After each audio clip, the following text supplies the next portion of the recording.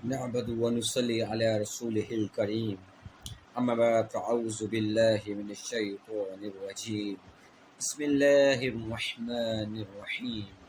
السلام علیکم ورحمۃ اللہ وبرکاتہ.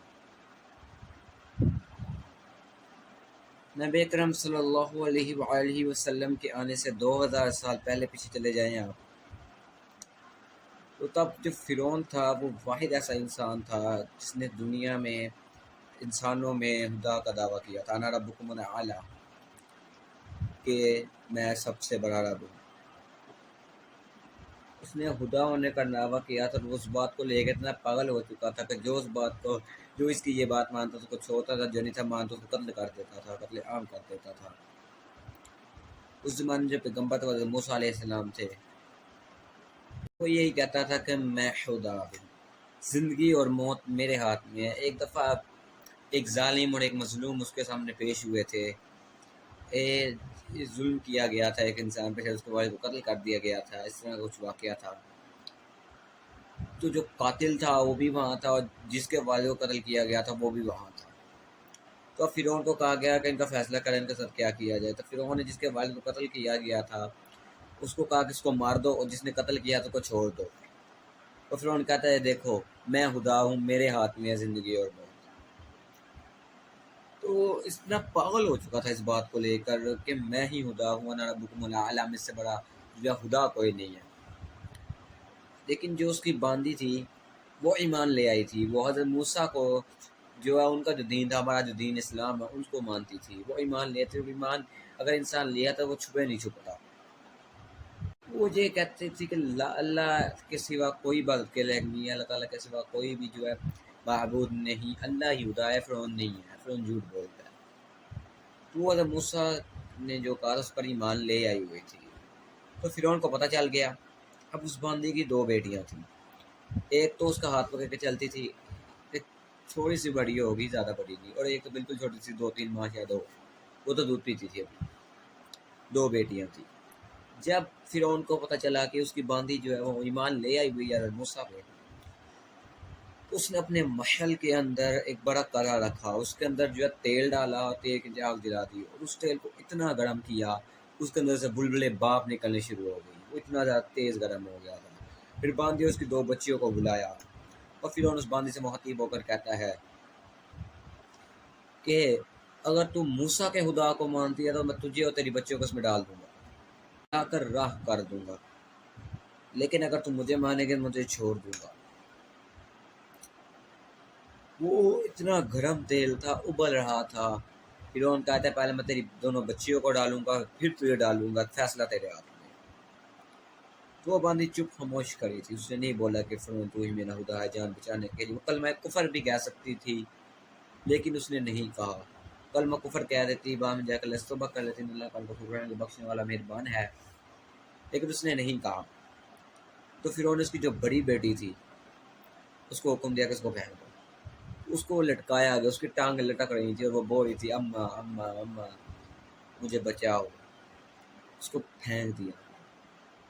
وہ گرم تیل میں ایک شاید منٹ کے اندر وہ جھلس کر جل کر، جیسے مچھلی تل کر اوپر جاتی ہے اس طرح وہ تل کر اوپر آ گئی. اس کی والدہ دیکھ رہی تھی. اس کی آنکھ سے ایک بھی آنسو نہیں کیا. اس نے اپنے دل کو اتنا بڑا کیا اس کی بیٹی کو جلایا. اللہ نے بھی اس پہ اپنی رحمت کی اور اس کی آنکھوں کے سامنے سے پردہ ہٹا دیا. وہ اپنی وہ بیٹی کی روح کو نکلتا ہوا دیکھ سکتی تھی. وہ دیکھ رہی اس کی بیٹی کی روح نکل رہی. اس کی بیٹی اس کو کہتی ہے کہ اماں فکر نہ کرو، تھوڑا سا صبر، جنت ہمارا انتظار کر رہی ہے، تھوڑا سا صبر. دوسری بچے کی باری آئی، وہ پھر خاموش ہے. دوسری بچی نے تو چونکی نہ چانکی، اس کو تو کچھ پتہ ہی نہیں، اس کو پھینک دیا کہ وہ جلس کے پھر اوپر آئی. پھر اللہ نے اس کی آنکھوں کے سامنے سے پردہ ہٹایا. وہ جب اوپر آئی تو اس کی وہ بھی روح کو نکلتا ہوا دیکھ رہی تھی. اس نے بھی کہا کہ اماں صبر، جنت ہمارا انتظار کر رہی ہے. تو اب اس عورت نے فرعون کی طرف دیکھا تو فرعون اس سے آنکھیں نہیں ملا پایا. فرعون کی آنکھیں جھکی ہوئی تھی، شرمندہ ہو گیا تھا، اس کی آنکھیں جھکی ہوئی تھی. تو اس نے کہا کہ میری ایک خواہش ہے، مجھے مارنے سے پہلے میری ایک خواہش ہے وہ پوری کر دینا. تو فرعون نے کہا کیا؟ کہا میری اور میری بچیوں کی جو ہڈیاں ہیں ان کو بار پھینک نہ دینا، ان کو جمع کر کے ایک جگہ دفن کر دینا۔ فرعون نے کہا اس کی خواہش پوری کی جائے گی، اس کو بھی پھینک دی۔ جب اللہ کی محبت مطلوب ہو تو موت محبوب بن جاتی ہے، اور جب اللہ کی محبت، اللہ کے احکامات کی نافرمانی کی جائے تو موت نفرت بن جاتی ہے۔ اللہ مطلوب تھے، ان کو اللہ چاہیے تھا، انہوں نے کلمہ کفر نہیں پڑھا، اگر بعد میں توبہ کر تو ہے اللہ معاف کر دیتا، انہوں نے نہیں کیا، انہوں نے کوئی کلمہ کفر نہیں کیا۔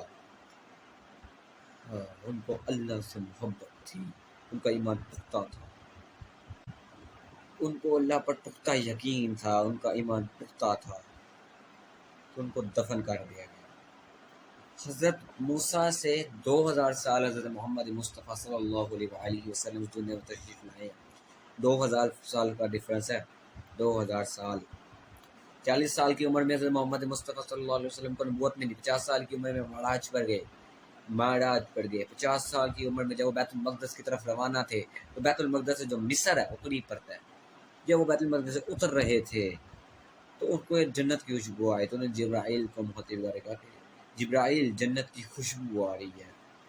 جبرائیل نے کہا یہ وہی باندی اور اس کی بچیوں کی ہڈیاں ہیں، یہاں دفن ہے، 2000 سال پہلے دفن تھی، تب سے لے کر آج تک ان کی خوشبو آتی ہے ان سے جنت کی، اور قیامت تک آتی رہے گی، قیامت تک آتی رہے گی۔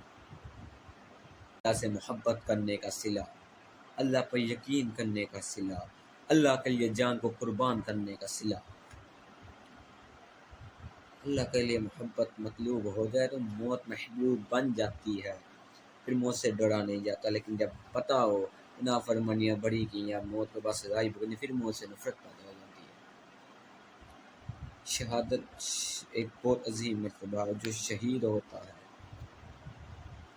وہ بہت بلند مقام پر پہنچ جاتا ہے، اللہ کے لیے اپنی جان قربان کر دینا۔